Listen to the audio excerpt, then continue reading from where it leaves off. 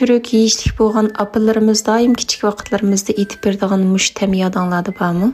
Eng avval xamir yo'g'iradigan qachimizga 300 gram un, 1 tal tuxum, 2 gram xamir turush, 1 gram podapin, 3 gram oq shakar qo'shib, bularni aralashtirib etgandan keyin 100 gram suvni asosini quyib turib mushalatkaga vaqtda 20 gram qo'yning eritib tayyorlangan quyruq mayi yoki suv mayidan quyib, bularni onda ishlab xamir oldiga qo'ygandan keyin taxtaga olib yana bir dam ishlaymiz. Ko'rib mishakkapsizlar gul va yurak berib meni rag'batlantirib qo'yishni unutib qolmag'aysizlar. Xamirga ishlab shundoq silliq holatga kelgandan keyin cho'ngroq piltiq qilib olib, cho'ng kichikligini videoda ko'rsatilgan shaklda kesib olsak bo'ladi. Chizg'ildan qachimizga may purkib etgandan keyin tayyorlab olgan kalda jezimizni shundoq teksh tizib olib, ustiga bir qatim may purkib 10 minut tindirib olamiz.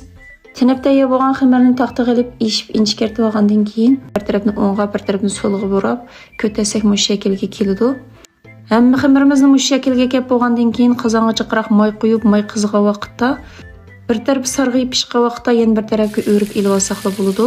O't kuchli bo'lib ketsa qiyt ham qoladi, mush usulga diqqat qilishimiz kerak. Ondan qozonga bir chumuch shakar, bir chumuch suv quyib, bosh cho'ng ko'pikchalar chiqadi, keyindan ushoq ko'pikchalar chiqib, qiyin mush holatga kelgan vaqtda o'tni etib etib turib, oyamqa moxorni to'kimiz, ondan to'xtamay tez suratda aralashtirsak mush shaklga keladi. Intayin churuk